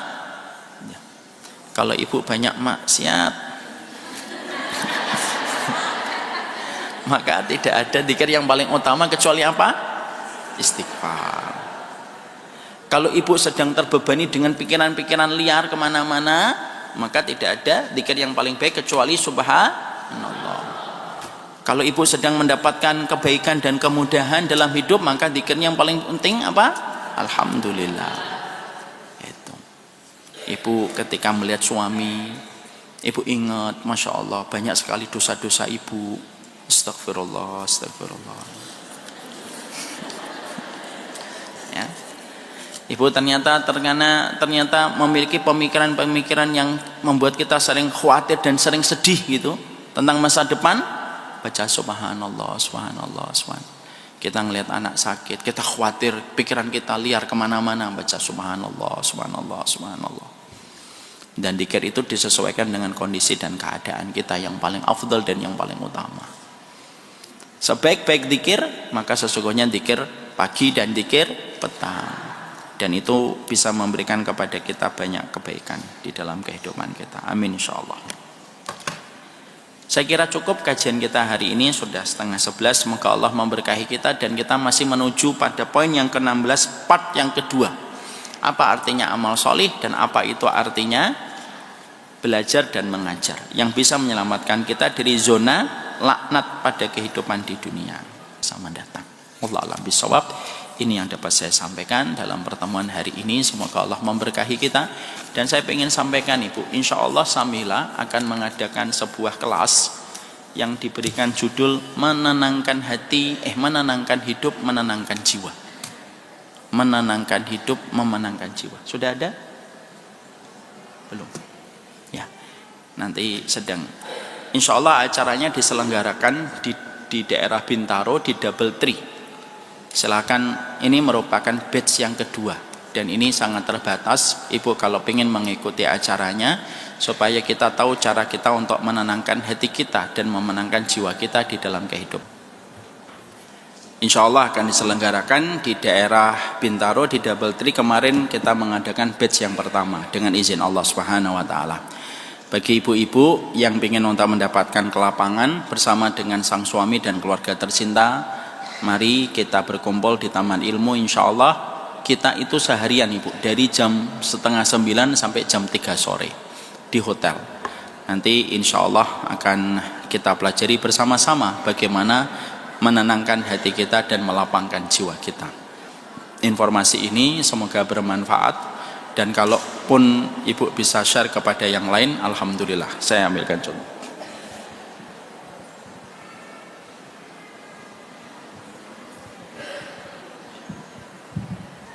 Harinya tanggal 8 November jam 9 sampai jam 4 di Doubletree Hilton Bintaro.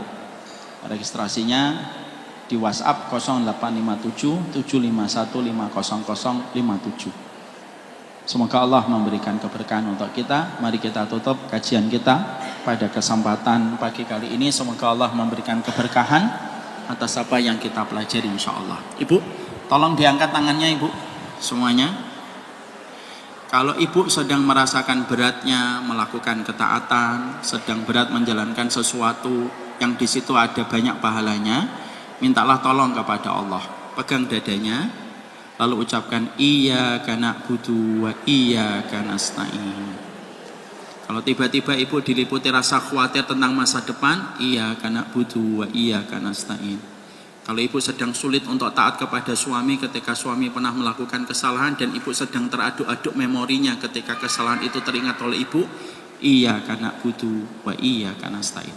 Insyaallah itu akan memberikan kepada kita keringanan dan pertolongan di dalam apa yang kita hadapi. Wassallallahu ala nabiyina Muhammad walhamdulillahirabbil alamin. Semoga Allah memberikan keberkahan untuk kita.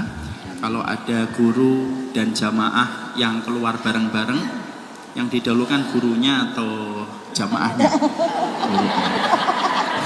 Maka saya alhamdulillah gurunya, saya lewat dulu. Semoga Allah memberkahi kita. Wassallallahu ala nabiyina Muhammad subhanakallahumma wa bihamdika asyhadu an la ilaha illa anta astaghfiruka wa atubu ilaik. Assalamualaikum warahmatullahi wabarakatuh.